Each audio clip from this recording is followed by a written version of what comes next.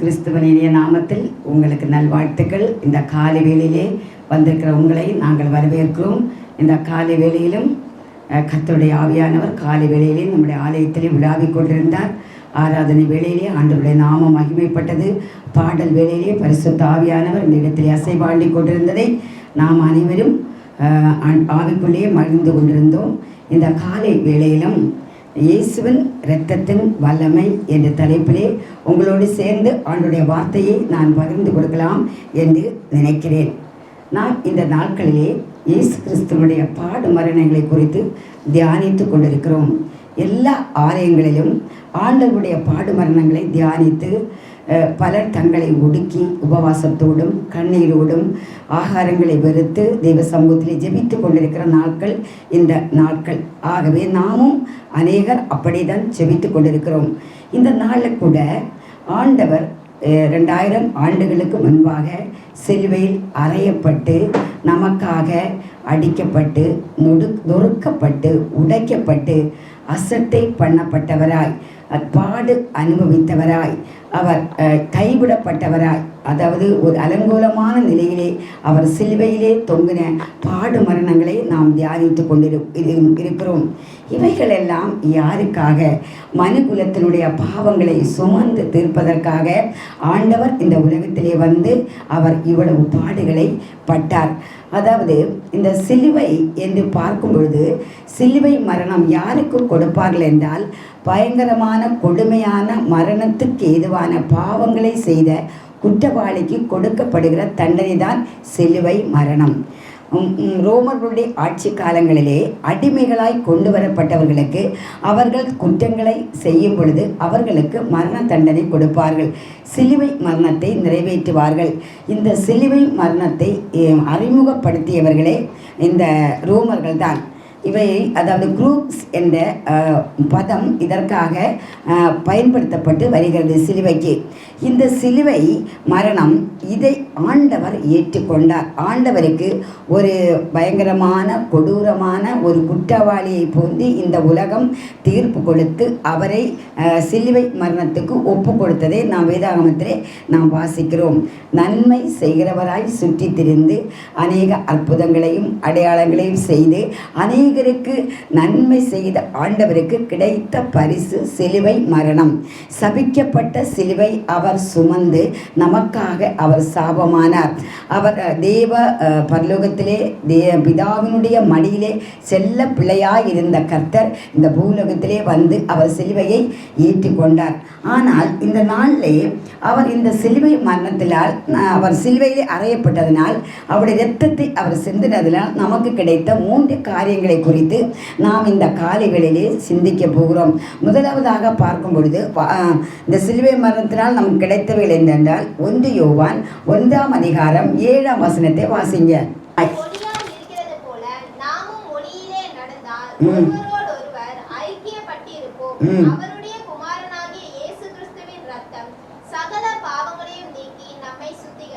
இயேசு கிறிஸ்துவினுடைய இரத்தம் சகல பாவங்களையும் நீக்கி நம்மை சுத்திகரிக்கும். இந்த உலகம் இந்த நாட்களிலே பார்க்கும் பொழுது பயங்கரமான பாவத்துக்குள்ளாக இருக்கிறது. கொலைகள், கொள்ளைகள், விபச்சாரம், வேசித்தனம், காம விவகாரம், விக்கிரக ஆராதனை, இப்படி பாவத்தின் பட்டியலை நாம் சொல்லிக்கொண்டே போகலாம். இப்படி அநியாயங்களும் அக்கிரமங்களும் நிறைந்த இந்த உலகத்திலே நாம் வாழ்ந்து கொண்டிருக்கிறோம். முற்காலங்களிலே பாவங்கள், அதாவது ஆதாம் பாவம் செய்தபோது கீழ்ப்படியாமையினால் பாவம் செய்தபோது ஆண்டவர் அந்த ஏதேன் தோட்டத்தை விட்டு அவர் துரத்தின அந்த நாளிலிருந்து பாவம் இந்த உலகத்திலே உற்பத்தி ஆனது. காயின் ஆபேலை கொண்டதினால் பாவம் உள்ளே வந்தது. இப்படி ஆண்டவர் நோவாவுடைய காலத்திலே இந்த உலகத்தை அழித்தார். இப்படி பாவம் பெருக பெருக பெருக பெருக என்ன செய்தார்கள் என்றால், தங்களுடைய பாவத்திலிருந்து விடுதலைக்காக ஆடுகளையும் மாடுகளையும் புறா குஞ்சுகளையும் செலுத்தி பாவத்திற்கு பரிகாரத்தை தேடிக்கொண்டார்கள். இரத்தத்தை ஆசாரியன் தெளிக்கும் பொழுது இவருடைய பாவங்கள் இவர்களுக்கு மன்னிக்கப்படும் என்று சொல்லி பழைய ஏற்பாடு காலங்களில் ஆண்டவர் மோசேக்கு பிரமாணத்தை கொடுத்திருந்தார். இப்படி பாவம் நிவர்த்தியாக்கி வாக்கப்பட்டு கொண்டிருந்தது. ஆனால் 600 ஆண்டுகளுக்கும் இயேசு கிறிஸ்து பிறப்பதற்கு 600 ஆண்டுகளுக்கு முன்பாக ஏசாயா தீர்க்கதரிசி மூலமாக ஆண்டவருடைய பிறப்பை பற்றியும் அவருடைய இறப்பை பற்றியும் அவனுக்கு ஆண்டவர் வெளிப்படுத்தி இருந்தார். ஏசாயா 53ஆம் அதிகாரத்தை நாம் வாசித்து பார்க்கும் பொழுது இயேசுவினுடைய பாடுமன்மையாகவே அவர் தமது பாடுகளை ஏற்றுக்கொண்டு நம்முடைய துக்கங்களை சுமந்தார். நமக்காக அவர் அடிக்கப்பட்டார், நொறுக்கப்பட்டார், அக்கிரமக்காரில் ஒருவரை போல எண்ணப்பட்டார் என்று சொல்லி நாம் வேதத்திலே நாம் வாசிக்கிறோம். இப்படி ஏசாயா தீர்க்கதரிசியினால் உரைக்கப்பட்ட வார்த்தை ஆண்டவராகிய இயேசு கிறிஸ்து அதை சிலுவை மரணத்திலே அவர் என்ன பண்ணுகிறார் என்று அதை நிறைவேற்றுகிறார். இப்படி இயேசுவினுடைய இரத்தம் நம்முடைய பாவங்களை நீக்கி நம்மை சுத்திகரிப்பதற்கு போதுமானதாக இருக்கிறது. இன்றைக்கு நாம் இரத்தம் என்று சொல்லும் பொழுது இயேசுவின் இரத்தத்தினுடைய வல்லமையை நாம் புரிந்து கொள்ள வேண்டும். அதாவது ஒரு வீடு கட்டி பால் காய்க்கிறாங்க, ஒரு கடை கட்டுறாங்க. நம்ம கிறிஸ்தவர்கள் என்ன செய்கிறோம், ஒரு ஊழியக்காரனை அழைத்து அந்த வீடை பிரதிஷ்டை பண்ணும்போது அதை டெடிகேட் பண்ணும்போது என்ன பண்ணுறாங்கன்னா தண்ணியை எடுத்து அதை என்ன சொல்கிறாங்க, இயேசுவின் இரத்தம் ஜெயம் தளிக்கிறாங்க இல்லையா? இயேசுவின் இரத்தம். இது எதற்கு அடையாளம் என்றால் இயேசு கிறிஸ்து சிலுவையிலே சிந்தின இரத்தத்தினுடைய அடையாளம். பிள்ளைகளை ஸ்கூலுக்கோ வெளியே போகிறாங்க, என்ன சொல்கிறாங்க பேரண்ட்ஸு, உடனே என்ன பண்ணுறாங்க, சிலுவை போட்டு இயேசுவின் இரத்தம் ஜெயம் சொல்கிறாங்க. அதனுடைய அடையாளம் என்ன? இயேசு கிறிஸ்து ஆண்டவருடைய இரத்தம் உனக்கு பாதுகாப்பாக இருக்கிறது. வீட்டில் என்ன பண்ணுறாங்க, பிசாசுகளை ராத்திரி சொப்பனங்களை பார்த்து என்ன பண்ணுவாங்க, தூங்க மாட்டாங்க ராத்திரி வேளையில். அப்போ என்ன பண்ணுவாங்க, நம்ம என்ன சொல்கிறோம், இயேசுவின் இரத்தம் ஜெயம், இயேசுவின் இரத்தம் ஜெயம். இயேசுவின் இரத்தத்திற்கு வல்லமை உண்டு, இயேசுவின் இரத்தத்திற்கு விடுதலை உண்டு, இயேசுவின் இரத்தத்திற்கு பராக்கிரமம் செய்யக்கூடிய அதிகாரம் உண்டு. இப்படி நம்ம வீட்டு சில காரியங்கள் நம்முடைய குடும்பத்தில் நடக்காது. சில திருந்தாத கணவன்மார்கள், கீழ்ப்படியாத மனைவிகள், இப்படி பல காரியங்கள் குடும்பத்துக்குள்ளே இருக்கும்போது இது சத்துருவால் வருகிற போராட்டம் என்று அறிந்து அதை மேற்கொள்வதற்கு நம்ம என்ன பண்ணுறோம், இயேசுவின் இரத்தத்தை பயன்படுத்துகிறோம். இந்த உலகத்தில் இயேசுவின் இரத்தத்தை மிஞ்சின ஒரு வல்லமை கிடையாது. பிசாசு பிடிச்சவங்க ஆலயத்தில் கொண்டு வருவாங்க, அது வேற எந்த வார்த்தைக்கும் அதை அசையாது. இயேசுவின் இரத்தம் ஜெயம் என்று சொன்னோட என்ன சொல்ல தெரியுமா, நான் ஓடுறேன்னு சொல்லும், நான் போகிறேன், நாங்கள் இருக்க முடியாது. இயேசுவின் இரத்தத்திற்கு அவ்வளவு வல்லமை. நாம் கூட ராத்திரியில் நம்ம தூங்கும் பொழுது கொஞ்சம் தண்ணி எடுத்து நம்முடைய வாசல்களிலே இயேசுவின் இரத்தத்தை நாம் தளிக்க வேண்டும். ஆதி காலங்களில் நமக்கு தெரியும், பழைய ஏற்பாடு காலங்களில் பார்வோன் 10 வாதைகளை அனுப்பியும் இஸ்ரவேல் ஜனத்தை அவன் விடவே இல்லை. கடைசியில் ஆண்டவர் சொன்னார், நான் இன்னும் ஒரே ஒரு வாதையை அனுப்புகிறேன், இதில் அவன் கண்டிப்பாக அவங்களை அனுப்புகிறானா இல்லையா என்று சொல்லி பாரந்து சொல்லி வீட்டுக்கு ஒரு ஆட்டுக்குட்டியை ஆண்டவர் எடுக்க சொல்லுகிறார். அந்த இரத்தத்தை எடுத்து வீட்டிலுடைய நிலைகால்களை நீங்கள் தளியுங்க. ராத்திரி நான் சங்கார தூதன் வரும்பொழுது அந்த இரத்தம் தளிக்கப்பட்ட வீட்டை சத்துரு தொடாதபடி அங்கே எந்த சாவும் இருக்காது. மற்றபடி அந்த இரத்தம் தளிக்கப்படாத ஒவ்வொரு வீட்டிலும் அரசனுடைய வீட்டிலிருந்து அதாவது பிச்சைக்காரருடைய வீடு வரையிலும் அதாவது அலறலும் சத்தமும் அதாவது கூக்குரலும் அழுகுரலும் கேட்டது என்று விதத்திலே வாசிக்கிறோம். ஆட்டுக்குட்டு ஆணினுடைய இரத்தத்தை தளித்த வீடுகளிலே சாவு இல்லை. ஆண்டவர் அந்த கோசன் பட்டணத்தை அந்த இடத்தை அவர் பத்திரமாக பாதுகாத்து வைத்திருந்தார். அதுபோல இந்த நாட்களிலே ஆண்டவருடைய பிள்ளைகளாகிய நாம் தெரிந்து கொள்ள வேண்டும், இயேசு எதற்காக இந்த உலகத்திலே மரித்து பாடுபட்டு அடக்கம் பண்ணப்பட்டார் என்பதை நாம் தெரிந்து கொள்ள வேண்டும். அவருடைய இரத்தத்தை நமக்கு எதற்காக கொடுத்தார் என்றால் அந்த இரத்தத்திலே விடுதலை உண்டு, அந்த இரத்தத்திலே வல்லமை உண்டு. ஆண்டவருடைய பிள்ளைகள் இந்த வார்த்தையை அதிகமாக பயன்படுத்த வேண்டும். இயேசுவின் இரத்தம் ஜெயம், இயேசுவின் இரத்தம் ஜெயம் என்று சொல்லி உங்களுக்கு ஒரு பிரச்சனை வரும்போது குடும்பத்திலே ஏதோ ஒரு சூழ்நிலையில நீங்கள் இருக்கும் பொழுது அந்த வார்த்தையை அதிகமாக பயன்படுத்த வேண்டும். இயேசுவின் இரத்தத்திற்கு வல்லமை உண்டு. நானே சில டைமில் எனக்கு ராத்திரி தூக்கம் வராமல் இருந்த பொழுது சில பலவீனங்கள் வரும் பொழுது என்ன வேறு எதுவும் பேச முடியாவிட்டாலும் மனசுக்குள்ள இயேசுவின் இரத்தம் ஜெயம், இயேசுவின் இரத்தம் ஜெயம், இயேசு நம்ம சொல்லணும், ஒவ்வொருத்தரும் சொல்லணும், ஒவ்வொரு விசுவாசியும் சொல்லணும், இயேசுவின் இரத்தத்திற்கு வல்லமை உண்டு, இயேசுவின் இரத்தத்திற்கு விடுதலை உண்டு, இயேசுவின் இரத்தத்திற்கு சகல அதிகாரம் உள்ள நாமம் இயேசுவின் நாமம். மற்ற எந்த பேரை நீங்கள் சொன்னாலும் சத்துரு ஓடாது. வேற எந்த நாமத்தை நீங்கள் யூஸ் பண்ணாலும் சத்துரு கீழ்ப்படியாது. எந்த வியாதிக்கும் அடிபணங்கிற ஒரே ஒரு நாமம் இயேசுவின் நாமம், இயேசுவின் இரத்தம். அதனால இந்த நாட்களிலே ஆண்டவருடைய பிள்ளைகளாகிய நாம் என்ன செய்ய வேண்டும், நம்முடைய பாவங்களை அறிக்கை பண்ணணும். ஆண்டவரே இரத்தத்தால் என்னை கழுகி என்னை சுத்திகரித்து என்னை ஆண்டவரே அக்கினி அபிஷேகத்தால் நிரப்பும் என்று சொல்லி ஒரு வாஞ்சை, ஒரு தாகம் இந்த நாட்கள் இந்த சிலுவையில் 2 டேஸில் நமக்கு வேணும். எல்லா வருஷம் நம்ம சிலுவை பாடுகளை சிந்திக்கிறோம், தியானிக்கிறோம். அப்படி இல்லை. இந்த வருஷத்தில் ஒரு மாற்றம் ஆண்டவரே. இந்த 40 நாட்கள் எல்லா ஆலயங்களிலும் ஆண்டவரே தாழ்மையாய் அவருடைய சமூகத்திலே விழுந்து கிடந்து ஆண்டவருடைய பாடு மரணங்களை தியானிக்கும் போது நாமும் என்ன பண்ணணும் தெரியுமா? ஆண்டவரே இரத்தத்தினுடைய வல்லமையினால் என்னை அபிஷேகம் பண்ணுங்க ஆண்டவரே, இரத்தத்தினால் என்னை நிரப்புங்க ஆண்டவரே, இரத்தத்தினால் என்னை ஆண்டவரை கர்த்தரை கழுகுங்க ஆண்டவரே. அறிந்தோ அறியாமலோ, தெரிந்தோ தெரியாமலோ சில பாவங்கள் நம்ம செஞ்சிருப்போம். சில ஆசீர்வாதங்களுக்கு குறைவு கூட நம்மளை பாவங்களை அறிக்கையிடாதனால இருக்கும். சில பாவங்கள் என்ன பண்ண மறைந்திருக்கும், நமக்கு தெரியாது. நம்ம நினைப்போம் நம்ம எல்லாத்துலேயும் பர்ஃபெக்டாக இருக்கிறோம், நம்ம 100% கரெக்டாக இருக்கிறோம்னு சொல்லி நம்ம யோசிப்போம். ஆண்டவருடைய பார்வையிலே முன்னாடி உள்ள பாவங்கள், முற்பிதாக்களுடைய பாவங்கள், தாய் செய்த பாவம், அதாவது 1000 தலைமுறை வரையிலும் அவர் நியாயம் விசாரிக்கிற கர்த்தர். ஆகவே சில பாவங்கள் நமக்கு தெரியாமல் இருந்தால் கூட நம்ம அறிக்கை செய்யணும். ஆண்டவரே, நீ இந்த பாவங்களை இரத்தத்தால் என்னை கழி, என்னுடைய குடும்பம் சாபத்துக்குள்ளாக இருக்கிறதற்கு, என்னுடைய குடும்பம் ஆசீர்வாதமாக அடுத்த ஸ்டெப்பு போகாமல் இருக்கிறதற்கு சில பாவங்கள் இருக்கும் என்றால் இந்த நாட்களிலே ஆண்டவரே நான் அதை அறிக்கை செய்து ஜெபிக்கிறேன் ஆண்டவரே என்று சொல்லி நம்ம ஒப்பு கொடுக்கணும்.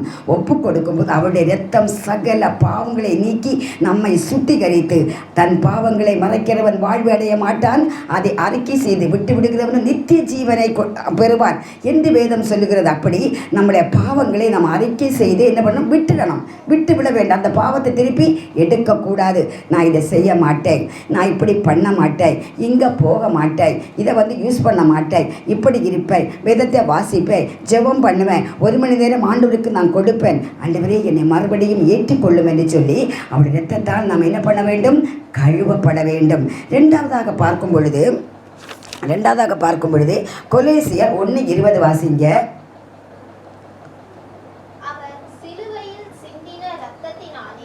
சமாதானத்தை உண்டாக்கி பூலோகத்தில் உள்ளவைகள் பரலோகத்தில் உள்ளவைகள் யாவையும் அவர் மூலமாய் தமக்கு ஒப்புரவாக்கி கொள்ளவும் அவருக்கு பிரியமாயிற்று. போதும், ஆண்டவர் சிலுவையிலே சிந்தின இரத்தத்தினால் நமக்கு சமாதானத்தை கொடுக்கிறார். சமாதானத்தை கொடுக்கிற ஒரே ஒரு நாமம் இயேசுவின் நாமம்தான். இன்னைக்கு பாருங்க, எவ்வளவு பணம், படிப்பு, அந்தஸ்து, ஐஸ்வர்யம் எல்லாம் இருந்தாலும் குடும்பத்தில் சமாதானம் இல்லை. நேற்றுக்கு முந்தின நாள் பேப்பரை வாசித்தவங்களுக்கு தெரியும், அதில் ஒரு சம்பவம் குறிக்கப்பட்டிருந்தது. என்ன சம்பவம்னா, அதாவது ஒரு பெரிய ஐஸ்வர்யவான் 4 பிள்ளைகளோட தற்கொலை பண்ணிட்டார். காரணம் என்ன என்று விசாரித்து பார்க்கும் பொழுது அவருக்கு சமாதானம் இல்லை. அவருக்கு கடன், பயங்கரமான கடனாக இருந்ததுனால் அவர் கோடீஸ்வரர், அதாவது ஒரு ஃபேக்ட்ரிக்கு சொந்தக்காரர். அவருக்கு சமாதானம் இல்லாதனால 4 பிள்ளைகளையும் விஷத்தை வாங்கி கொடுத்து அவரும் குடித்து அவங்க செத்து போயிட்டாங்க. காரணம் சமாதானம் இல்லை. இந்த உலகத்தில் வெளியே பார்க்குறது நல்லா இருக்கிறாங்க, பார்த்து நல்லா ட்ரெஸ் பண்ணுறாங்க, போகிறாங்க, வராங்க, காரு தான், பங்களா தான். ஆனால் உள்ளத்தில் சமாதானம் இல்லை, சண்டை, சச்சரவுகள். இதனால் என்ன பண்ணுறாங்க? அவங்க சமாதானம் இல்லாமல் அவர்களே என்ன பண்ணுற தற்கொலைக்கு நேராக விரைந்து போகிறாங்க. எத்தனையோ குடும்பங்களை பார்க்கும்போது டைவர்ஸ், அதாவது திருமணத்தை பண்ணி அழகாக பிள்ளைகளுக்கு திருமணம் பண்ணி வைக்கிறாங்க, 2 மாதம் வாழ்கிறாங்க, 3வது மாதம் மிஸ் அண்டர்ஸ்டாண்டிங். இதனால் என்ன? சமாதானம் இல்லை. ஆனால் ஆண்டவர் நமக்கு சிலுவையிலே கொடுத்த பரிசு சமாதானம். அந்த சமாதானத்தை தேடி வேறு எங்கேயும் போக வேண்டாம். நம்முடைய ஆலயத்திலே அல்ல ஆண்டவரை தேடி வரும் பொழுது கர்த்தர் சமாதானத்தை கொடுக்கிற சமாதான பிரபு. ஆண்டவர் உலகத்திலே பிறக்கும் பொழுதே அவருக்கு கொடுக்கப்பட்ட நாமங்களில் ஒன்று அவர் சமாதான பிரபு. ஆகவே இயேசு கிறிஸ்து சமாதானத்தை கொடுப்பதற்காக இந்த உலகத்திலே வந்தார். இயேசு கிறிஸ்துவோடைய இரத்தம் சமாதானத்தை கொடுக்கும். அதனால் ஒருவேளை இந்த காலை வேளையிலே கணவனால் சமாதானம் இல்லை, மனைவியால் சமாதானம் இல்லை, பிள்ளைகளால் சமாதானம் இல்லை, நான் சமாதானம் இல்லாதவளை போல வாழ்ந்து கொண்டிருக்கிறேன் என்று நீங்கள் ஒன்றும் கவலைப்பட வேண்டாம். இயேசுவினுடைய இரத்தம் சமாதானத்தை கொடுக்கிற இரத்தம். இயேசுவினுடைய இரத்தம் சந்தோஷத்தை கொடுக்கக்கூடியது, நிம்மதியை கொடுக்கக்கூடியது. சிலுவையிலே இயேசு சிந்திய இரத்தம் சமாதானத்தை கொடுக்கிறது. அதனால் முதலாவதாக நாம் பார்த்தோம், பாவங்களை மன்னித்து சுத்திகரித்து இயேசுவின் இரத்தம் நம்மை ஆண்டவருடைய பிள்ளைகளாக மாற்றும். 2வதாக சமாதானத்தை கொடுக்கும். எவ்வளவு எந்த இடத்துல போய் புனித ஸ்தலங்களில் போய் நீராடுகிறதுனாலேயோ இல்லை நாம் வேறு எந்த விதமான காரியங்களை நாம் பரிகாரம் தேடி செய்கிறதுனாலேயோ வேறு விதமான காரியங்களை நடப்பிக்கிறதுனாலேயோ பலி செலுத்துகிறதுனாலேயோ நமக்கு சமாதானம் கிடைப்பது இல்லை. சமாதானம் கிடைக்கக்கூடிய ஒரே ஒரு இடம் கல்வாரி சிலுவையினுடைய அடி பாதம் மட்டும்தான். அவர் சிலுவையிலே சிந்தின இரத்தத்தினால் மட்டும்தான் சமாதானம் கிடைக்கும். சமாதானம் என்று ஒன்று உண்டு என்றால் குடும்பம் சந்தோஷமாக அங்கு அந்த குடும்பம் பரலோக ராஜ்யத்துக்கு சமமானதாக இருக்கும். நம்ம எவ்வளோ சேர்த்து வச்சாலும் ஒரு சமாதானம் இல்லாத ஒரு குடும்பத்தில் வாழுகிறது ரொம்ப கஷ்டம். பேச்சில் சண்டை சச்சரவு அடி தடி பிள்ளைகளுக்குள்ள விருப்பம் ஒரே வெறுப்பாக இருக்கும் வாழ்க்கை. ஆனால் கொஞ்சம் பணம் கொஞ்சம் வாழ்க்கை கொஞ்சம் இலைக்கரை பைபிளில் ஒரு வசனம் உண்டு, அதிகமாக நம்ம சாப்பிட்றதோட இலைக்கரை கொஞ்சம் சாப்பிட்டாலும் அது திருப்தி. அதே மாதிரி நம்ம அதிகமாக சொத்துக்களை சேர்த்து வச்சு நம்ம நிறைய ஆடம்பரமாக வாழ்கிறதை விட ஆண்டவருடைய சமாதானத்தை பெற்றுக்கொண்டு நிம்மதியாக நாம் இருப்போம். அந்த வாழ்க்கை நமக்கு போதும். அதற்காகத்தான் ஆண்டவர் நமக்காக சிலுவையிலேயே தன்னுடைய இரத்தத்தை அவர் சிந்தினார். ஆனால் அடிமையான கர்த்தருடைய பிள்ளைகளே, ஆண்டவருடைய இரத்தத்திற்கு வல்லமை உண்டு என்பதை நீங்கள் மறந்து போகக்கூடாது. நான் ஒரு சாட்சியை உங்களுக்கு நான் சொல்கிறேன். அதாவது இயேசுவினுடைய இரத்தத்தினுடைய அந்த வல்லமை. ஒரு பிள்ளை ஆண்டவரை ஏற்றுக்கொண்டால், ஆண்டவரை நம்பி வாழ்ந்தால் ஆண்டவர் கைவிட மாட்டார் என்பதற்கு ஒரு சாட்சி. நான் சின்ன பிள்ளையாக இருக்கும் பொழுது என்னுடைய தங்கை, நாங்கள் 8 பேராக இருக்கிறதுனால என் தங்கச்சி 10th படிக்கும்போது 2 மாதம் லீவ் கொடுப்பாங்க. அது இப்போவும் கொடுக்குறாங்க. அப்போ அவள் டைப்ரைட்டிங் கிளாஸுக்கு போயிடுவாள். டைப்ரைட்டிங் கிளாஸுக்கு போகும்பொழுது அங்கே என்ன பண்ணுவாங்கன்னா, நாங்கள் போக வேண்டிய இடம் ஒரு 3-4 கிலோமீட்டர் இருக்கும். நடந்து போக வேண்டும். ரோட்டினுடைய 2 பக்கங்களிலும் மரங்கள் இருக்கும். அது வீடு ஆள் ஒன்று இருக்காது. இப்போ நல்ல டெவலப் ஆகிவிட்டது. இப்போ நான் சொல்வது கிட்டத்தட்ட ஒரு 35 ஆண்டுகளுக்கு முன்புள்ள காரியத்தை தான் உங்களுக்கு நான் சொல்லுகிறேன். அப்போ இவன் நல்ல 12 வயசுலேயே ஆண்டவரை ஏற்றுக்கொண்டால், ரட்சிக்கப்பட்டால், அபிஷேகம் பண்ணப்பட்டால், நல்ல ஜெபம் பண்ணுவா. என்னுடைய குடும்பத்திலே ஆண்டவரை முதல்ல ஏற்றுக்கொண்டவள் அவள் தான். எங்களுக்காக அதிகமாக அவள் ஜெபிக்கக்கூடியவள். அவள் 12 வயசில் ஆள் ரொம்ப ஒல்லியாக இருப்பாள். அப்போ இவள் டெய்லி போகும்போது அம்மா சொல்லுவாங்க, திருப்பி வரும்போது கொஞ்சம் அரிசி விட வாங்கிட்டு வா சொல்லி ஒரு பையை அவள்கிட்ட கொடுத்து அனுப்புவாங்க. இவன் அந்த பையை கொண்டு போவாள். வரும்போது அரிசிகளை தேவையான அரிசி வாங்கிட்டு வருவாள். இப்படி ரெகுலராக போகிறதும் வரதுமாக இருக்கும். ஒரு நாள் ஒரு 6 மணி திருப்பி வரும்போது 6 மணிக்கு வரும்போது கோயில் ஒன்று இருக்கிறது. அந்த இடத்திலே வெறும் மரங்கள், ரப்பர் மரங்கள் நிறைந்த இடம். கொஞ்சம் இருட்டி விட்டது. இருட்டி விடும்போது இவள் அப்படி ஸ்பீடாக, வேறு யாரும் இல்லை, ஸ்பீடாக நடந்து கொண்டு வந்திருக்கிறாள். திடீரென அந்த கோவில் பக்கத்தில் வரும்பொழுது ஒரு பாம்பு சீறிக்கொண்டு இவள் பக்கத்திலே வந்து நின்றதாம். நின்ற உடனே இவள் அங்கேயே அப்படி நின்றாளாம். நின்று விட்டு சரி இந்த பாம்பு போகும், கொஞ்சம் நேரம் வெயிட் பண்ணி போகலாம்னு சொல்லி இவள் கொஞ்சம் வழி விலகும். இந்த பாம்பு மாறவே இல்லையாம், அப்படியே நின்றதாம். சரி நம்ம ஓடலாம் என்று சொல்லி இவள் என்ன பண்ணால் ஓடினாலாம். ஓடி ஓடி ஓடி ஓடி ஓடி கொஞ்சம் மூச்சு இறைக்கிறது வரைக்கும் ஓடி நின்று திரும்பி பார்த்தா இந்த பாம்பு பின்னாடி வந்து அப்படியே இவள் பின்னாடி நிற்கிறதாம். அப்போ இவள் யோசிச்சால, என்ன பண்ணுறது, இப்போ ஒரு வழியும் இல்லை, யாரையும் காணுமே, நம்ம தனியாக இருக்கிறோமே, பாம்பு பின்னாடி வந்து நின்று 10 எடுத்து போட்டு இப்படி அது ஆடுறதாம். இவளுக்கு ஒன்றும் புரியவில்லை. உடனே இவளுக்கு ஞாபகம் வந்ததாம். 91 சங்கீதம், உன் பக்கத்தில் 1000 பேரும் உன் வலது பக்கத்தில் 10000 பேரும் விழுந்தாலும் அது உன்னை அணுகாது, உன் கண்களால் மாத்திரம் அதை பார்த்து துன்மார்க்கருக்கு வரும் வல்லை காண்பாய், விரியன் பாம்பின் மேலும் சிங்கத்தின் மேலும், அதாவது விரியன் பாம்பின் மேல் நீ நடந்தாலும் அது உன்னை ஒன்றும் செய்யாது என்று சொல்லி அன்னைக்கு நமக்கு சில சொல்லி கொடுத்தாங்க இல்லையா அந்த பாஸ்டர்னு சொல்லி. உடனே என்ன சொன்னாலும் தெரியுமா, அந்த பாம்பை அந்த பையை அப்படி காமித்து விட்டு இயேசுவின் இரத்தம் ஜெயம், இயேசுவின் இரத்தம் ஜெயம், இயேசுவின் இரத்தம் ஜெயம் 3 தடவை சொல்லும்போது அந்த பாம்பு அந்த பையிலே 3 கொத்து விட்டு அப்படியே நவர்ந்து ஓடிவிட்டதாம். இவள் உயிரை காப்பாற்றி ஓடி வீட்டில் வந்து எங்கள் இடத்துல இதை சொன்னாள். எங்கள் அம்மா அப்பாவிடத்துல எல்லாம் சொன்னாள், இப்படி ஒரு சம்பவம் நான் இப்போ நடந்தது என்று சொல்லி. நாங்கள் ஆண்டவருக்கு அவள் உயிரை தப்பி வந்ததற்காக நன்றி செலுத்தினோம். நான் ஏன் சொல்லுகிறேன் என்றால், இயேசுவின் இரத்தத்திற்கு அவ்வளவு வல்லமை உண்டு. இயேசுவின் இரத்தத்தை நாம் சாதாரணமாக இடை போட முடியாது. அவர் தன்னுடைய அதாவது கடைசி சொட்டு இரத்தத்தை நமக்காக சிந்தி மனுகுலத்தை அவர் மீட்டெடுத்தார். ஆகவே இந்த இயேசுவின் இரத்தத்தை நாம் எப்பொழுதுமே என்ன பண்ணணும், நம்முடைய நாவுகளிலே உச்சரிக்க வேண்டும், நம்முடைய வீடுகளிலே உச்சரிக்க வேண்டும், நம்முடைய பிள்ளைகளுக்கு கற்றுக் கொடுக்க வேண்டும். நாம் உட்காரும் போதும் எழும்பும் போதும் நாம் நடந்து செல்லும் போதும் இயேசுவின் இரத்தத்தினுடைய வல்லமையை நாம் என்ன பண்ண வேண்டும், நம்முடைய இருதயங்களே நாம் தியானித்து நாம் போக வேண்டும். அது மட்டுமல்ல, கடைசியாக ஒரு காரியத்தை நம்ம சிந்திக்கலாம். ரோமர் 5 அதிகாரம் 9 வசனம். நாம் அவருடைய இரத்தத்தினாலே நீதிமான்களாக்கப்பட்டிருக்க கோபாக்கினைக்கு நீங்களான அவராலே நாம் ரட்சிக்கப்படுவது அதிக நிச்சயமாமே. நாம் இயேசுவின் இரத்தத்தால் மூன்றாவதாக நீதிமான்களாய் மாறப்பட்டிருக்கிறோம். ஆண்டவர் நம்மளை நீதிமான்களாய் மாற்றி இருக்கிறார். அதாவது துன்மார்க்கன் நீதிமான், அவருடைய இரத்தத்தினால் நாம் நீதிமான்கள் ஆகியிருக்கிறோம். பாவங்களை அரைக்க இடும் பொழுது நம்முடைய குடும்பத்துக்கு சமாதானம் கிடைக்கும், சந்தோஷம் கிடைக்கும். மட்டுமல்ல, நம்மை அவர் நீதிமான்களாய் மாற்றியிருக்கிறார். நீதிமான்கள் மட்டும்தான் பரலோக ராஜ்யத்திலே பிரவேசிக்க முடியும். அவர் நம்முடைய பாவங்களை எல்லாம் கழுவி நம்மையும் நம்முடைய குடும்பங்களை நீதிமான்களாக்கி பரலோகத்தில் இடம்பெறும்படியான பாக்கியத்தை நமக்கு கொடுக்கிறார். யார் நீதிமான்கள்? அவர் இரத்தத்தாலே, இயேசுவின் இரத்தத்தாலே கழுவப்பட்டவர்கள் தான் நீதிமான்கள்.